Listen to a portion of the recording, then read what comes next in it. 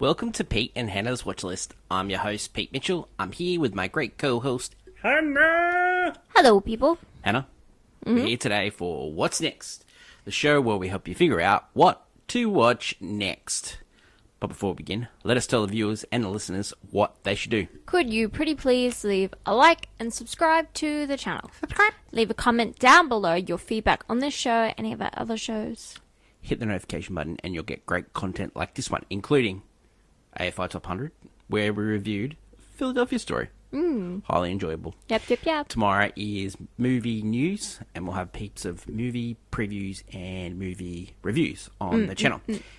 Hannah, let us get on to today's show, and we'll start with the sequel to the sort of hit of 2018, Den of Thieves 2, Pantera, which is Panther.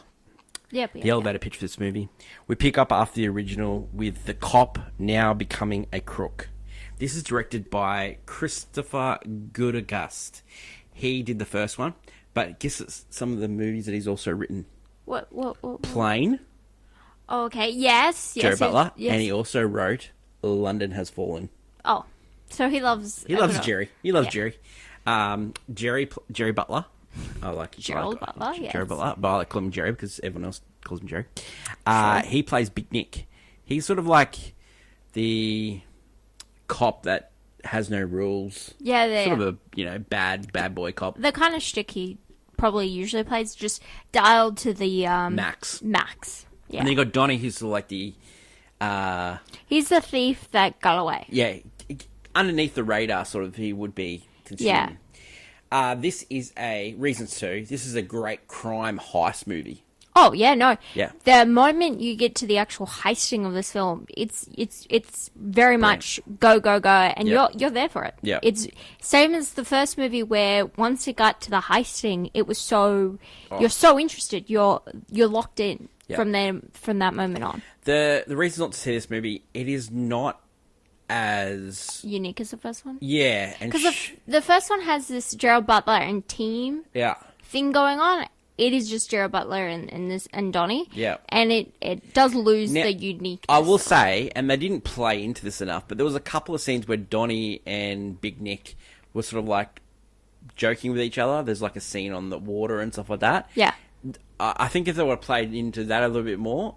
But it would have been a completely different movie. Yeah. Not only that, I find that sometimes they'd fight and then they would move over really quickly. Yeah. And I feel like growing their connection would be nice. I believe this movie had a little bit less intrigue than the first movie because there was like a lot going on in the first movie.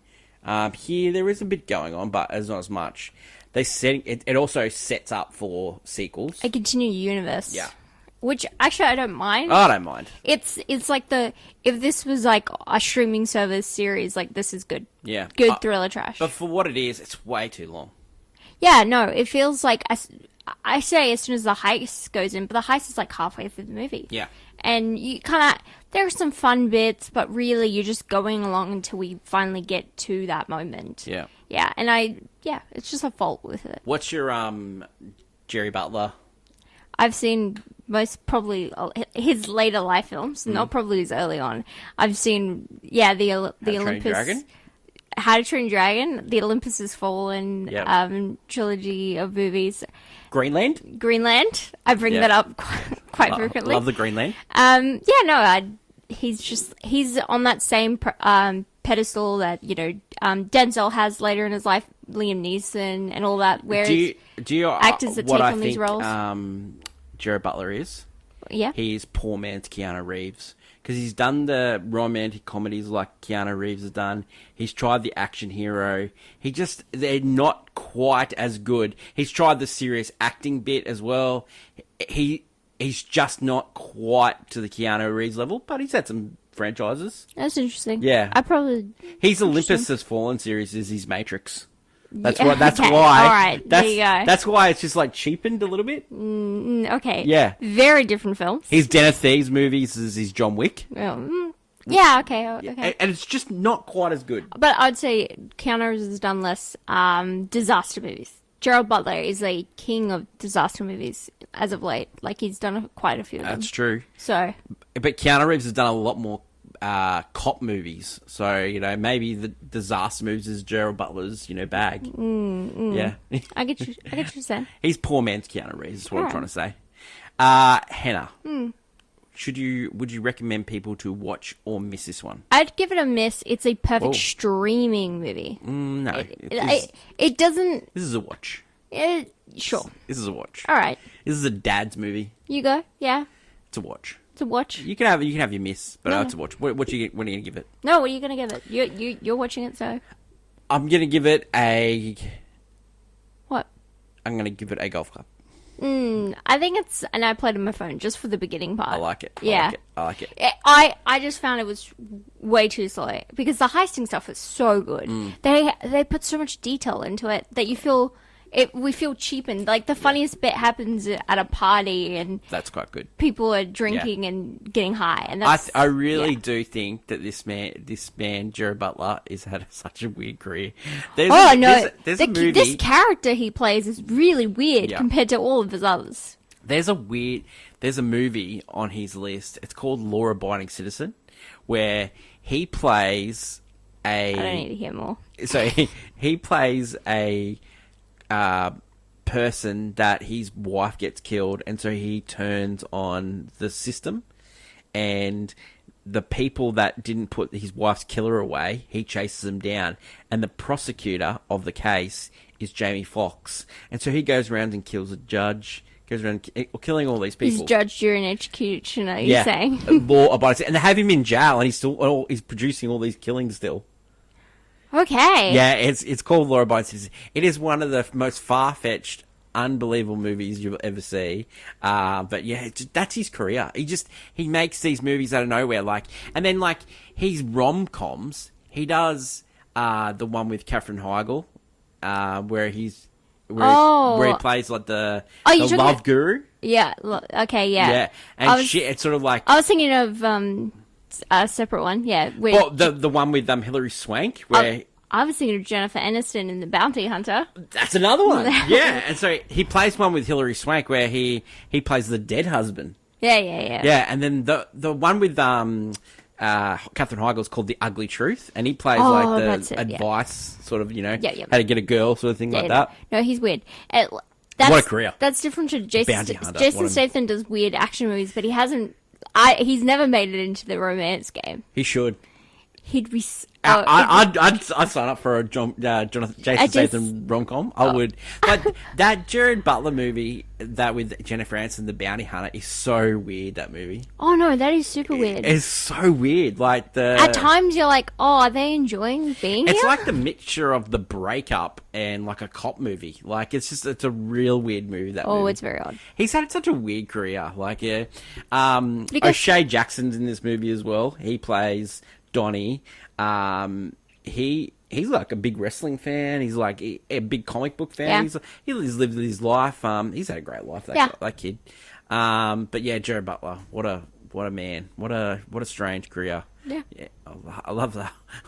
Love to meet him one day. He seems like a fun-loving guy, sort of, as well. Yeah. The funnest movies. Yeah. To be honest, he was people are paying out of his movies and why are they making a Den of Thieves 2? And he gets on the podcast and says, Den of Thieves 2 is going to be great, you're going to love it, and he calls himself Jerry. I just love how he calls himself Jerry. Yeah, but he's not wrong. If you like that kind of, generally speaking, if you love that kind of genre and stuff, you're going to love, you're going to have a kick out of this one. Yeah. Den of Thieves 2 is in cinemas now. The next movie we're going to talk about is Conclave. Conclave has just arrived in Australian cinemas, and it has been in cinemas in the States for about a month and a bit. And the elevator pitch for this movie is the Pope has died, we need to select a new Pope, and it's called a conclave. Yeah. Where the bishops and archbishops, the cardinals from all around the world get together in a conclave to select the Pope. And there's all this intrigue. And this is directed by Edward Berger. He directed All Quiet on the Western Front. Oh, yes. It stars Ray Fiennes. It stars John Lithgow. It stars Stanley Tucci. Yes. What a cast. What a cast. It actually is a very, very unique. fun. It was written by Peter Strahan, who wrote Tinker Tailor Soldier Spy. And it was based on a book by Robert Harris, and he wrote The Ghost Rider, which was a weird Ewan McGregor, Pierce Brosnan type movie. This movie is reasons to see this movie. It is a simple task. It's a voting movie. It's about voting. Yeah. And it's gripping. It's absolutely as gripping. Someone who planned when watching this film to have a good nap in it, because I was quite tired, I end up being fully awake and kind of like all there for what was happening. Because it's really... These cardinals are so sassy. They are backstabbing and, trying to play with everyone's feelings. They all have like little groups. Yeah. And it's... Cliques. And... It's actually, it's like they're in high school.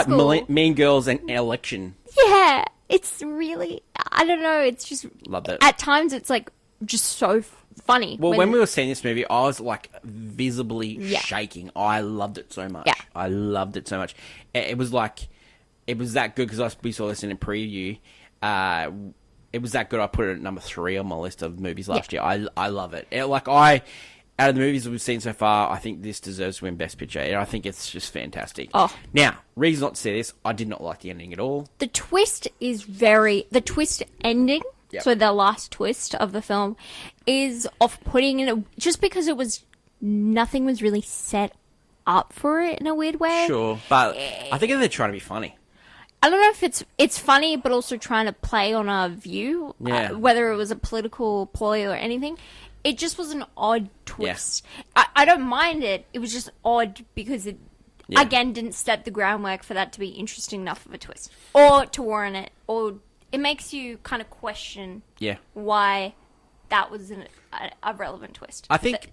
The whole movie itself, I think people really who don't like Catholics are going to love this movie. Yeah, you mean right at the end when it's like... Yeah. But... I like it's... Yeah, it's made for the skeptics. It's made for the people that don't like the Catholic Church. Because it does, I guess, poke fun in the nature of. I am a Catholic, just to say. I'm Hannah's godfather as well. But I will say, not a big fan of the Catholic Church. But at the end of this movie, the reason why I don't like it, it's not to the type of movie that I was expecting. Just the ending. Yeah, just the expected. It was just the ending. But sometimes you can not land the plane and still be a good movie. And that's where I'm with this movie. Yeah. I think it's 100% a watch. It's right there. And this movie for me is a banger. Yeah, I'm going to lean towards banger as well. I really, the ending just is so odd. Yeah. It's so blaringly odd. Because the twist before that ending, really good. But all the stuff happening, I love it. I love even the nuns come into play as well. It's just. I want to talk about a few people in this movie. One, Ralph Fiennes. Yeah. What a career. Mm-hmm. I love how he plays. He doesn't really care. Like, have you seen him on It Happens Next with Andy Cohen, and he just plays around. He mucked around with Anderson Cooper. Like, he just seems like a fun, loving guy. Like. He's like, he got caught in a Mile High thing on a Qantas flight one time. He was the man we've not spoken in the Harry Potter movies. He played like the love interest in like English Patron in the Maid of Honor. Like he seems to like get on with Jennifer Lopez really well. He's just a weird guy. Like he's got, I think he's like Hugh Grant's twin. Like, they got similar sense of humours and the way they carry themselves. Yeah, like, well, that's the British. They just don't really care about anything. Like, he does not care about winning an Academy Award. Like, he will not suck up to anyone. He's probably the most talented person that hasn't won one. Yeah. Even he's right up there. Yeah, for most of his roles, even recently, he's loved him in The Menu. The Menu, yeah. Yep, loved him in that. Didn't love the first Kingsman, but... You know, he is holding that movie holds together. That together. The movie that I saw him about the Odyssey, where the return. You're a big fan of it. Big fan of that. Now they're making a Christopher Nolan movie that making about it, so maybe he inspired Nolan. Who knows?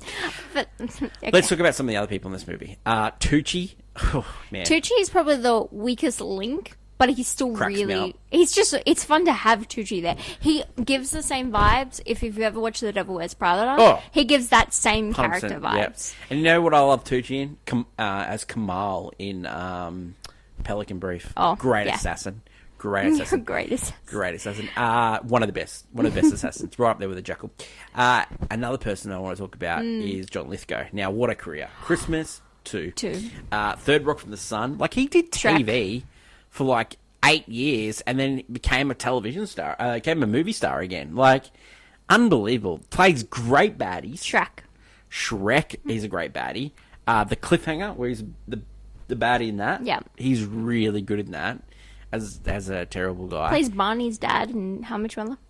Plays Will Ferrell's dad in Daddy's Home. Yeah, like too. yeah, he gives great dad vibes, but he also does the evil, and he plays a schnibbling, schneedy guy in this movie. And it works. And then when he like goes back in his shell, like he's just what a cast, you know. Edward Berger's made 2 brilliant movies back to back. I loved All Quiet on the Western Front. It's a great remake, and this movie. Fantastic. Yeah. This is an adult movie, and adults should go and see this. And if people go and see these movies, then we get more of them. We get those types. And you know what this movie is? Thriller trash. It is quite thriller trash. Both films are, and this one's probably an elevated, classy one. Yeah. In the thriller trash category. You know? That is it for today's show. 2 good movies. Next week. Yes. We'll promote all of the movies that we're seeing. We're seeing a few movies. We're getting a lot of the Oscar bait movies next week. So we'll cover that all in movie news tomorrow. And clickbait, which will be my turn to raise a big hot topic. Don't forget to like, follow, and subscribe. Drop a comment down below your thoughts on the 2 movies that we reviewed today. Den of Thieves 2, Pantera, and Conclave. That is my lovely co-host, Hannah. I'm your host, Pete. Long live cinema. And until we meet again, it's bye for now. Bye.